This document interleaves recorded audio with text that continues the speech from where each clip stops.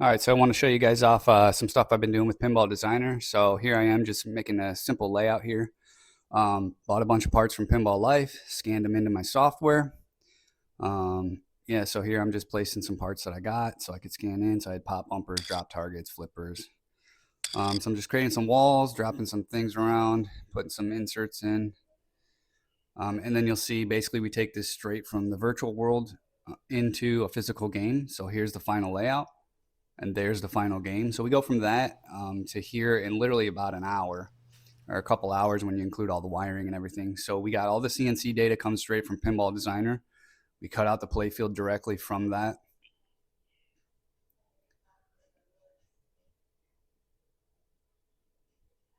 And then we also have support for wireforms. So you can just draw wireforms, any arbitrary size, shape, whatever. Put it straight to a wire bender that I built. And then you see you get one-to-one replication of wireforms. Also have wiring underneath the hood. So every switch and stuff you place, they all link up. You get the wiring data for all of that. And then in the top right over here, it tells you what cable. So you see blue and green and all those colors flash. It's telling you what color of every wire that's going to get cut. There we're printing all the stickers for all the switches. I showed in a previous video how we could replicate real entire games. So this was just a time lapse recreating the Metallica game. So I'm creating lights. I'm putting stickers over the lights. I'm putting all the ramps and wire forms. You'll see here I put some in-lane drop targets.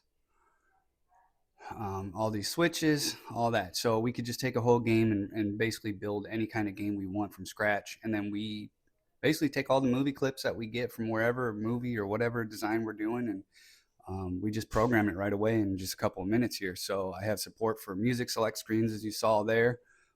We have different modes. You can play movie clips. Here's like a mode select screen that's automatically built into the software. You can see I can play 3D animations here just to show the physical world, what it's going to look like, magnet support, multi-balls, all of that. So you can program, design like something as big as Metallica literally in about a day. You could program that if you know what you're doing and you have all the artwork. So it's a very powerful tool. All right, so we took all the manufacturing data out of Pinball Designer, put all the rails up, installed all the mechs. Everything was already cut out, as you saw. Plugged in some circuit boards, did some wiring underneath it. Again, all that comes out of Pinball Designer. I know the length of all the wires and stuff, so it goes super quick. So we got this whole game up and running from a thought in my head to this right here in really about 3 or 4 hours. So right now, hardware is not connected. We are USB'd into the hardware here, so I'm going to connect to the table or the machine.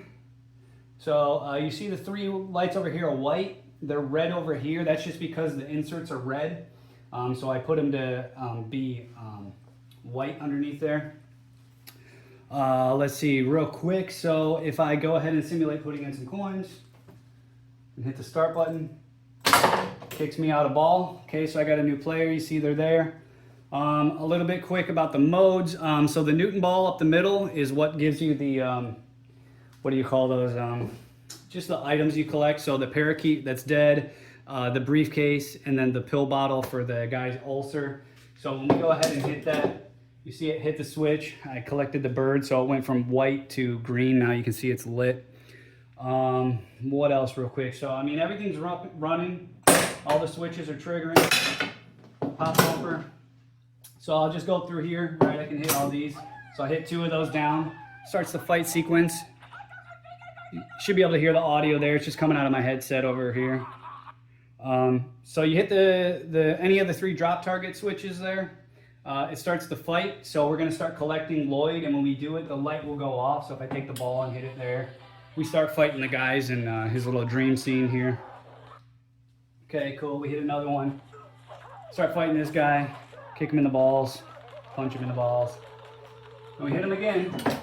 And now we see the modes complete. So it went off in software and there because they're in sync. And then the drop target's reset. So we can keep playing that.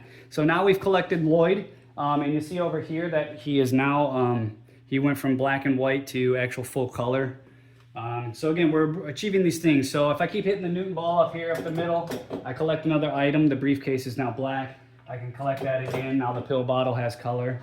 Okay, so I've accomplished some things, right? The spinner here up the middle is the diarrhea scene. Hear the sound effects.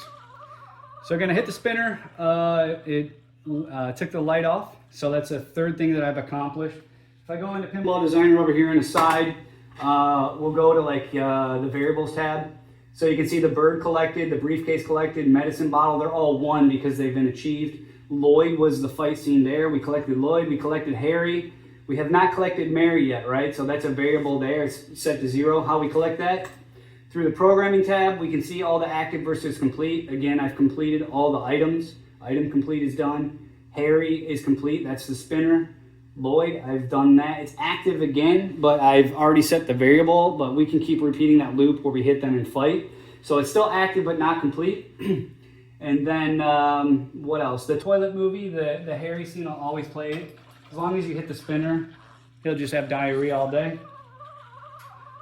So collect Mary, if we just click on this, we can see this is executing. It's active right now, right? So collect Mary is the name of the code sequence. We're waiting to hit the switch. If I just click this here, it'll tell me I'm waiting to hit the scoop mech. So it's behind a drop target. So when I hit that, I set the variable that I've collected Mary. It'll set the value to 1 right there. It's going to delay 1 second, and then it's going to trigger the scoop coil. After that, it's going to delay 0.5 seconds, and then it's going to trigger the drop target.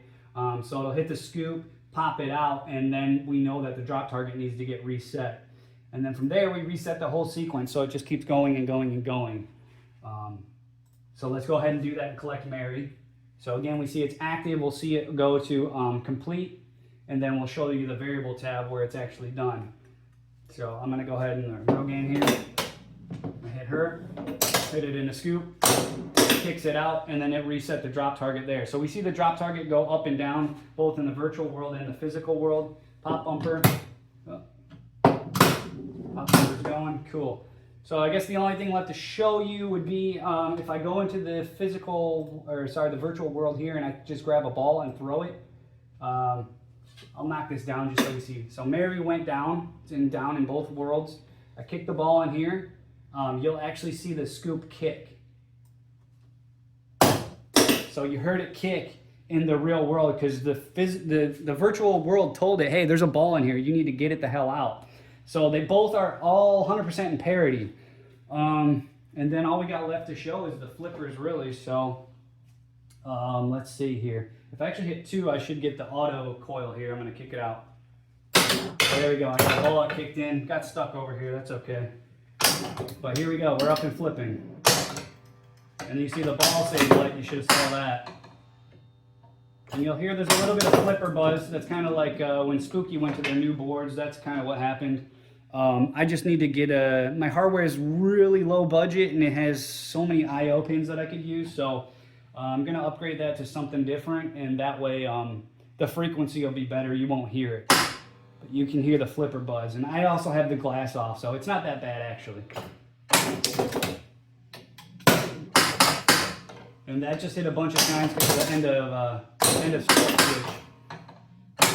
So I'm fixing that real quick, but that's what's happening is the end of stroke isn't kicking in before the flipper thinks it's supposed to be done. Again, that's pretty much it. So we're back in this sequence again. We'll play the movie clips and we can collect them again. So there you go, throw them through, and then we'll see the drop targets reset in both the worlds. All right, that's it, guys. Appreciate it.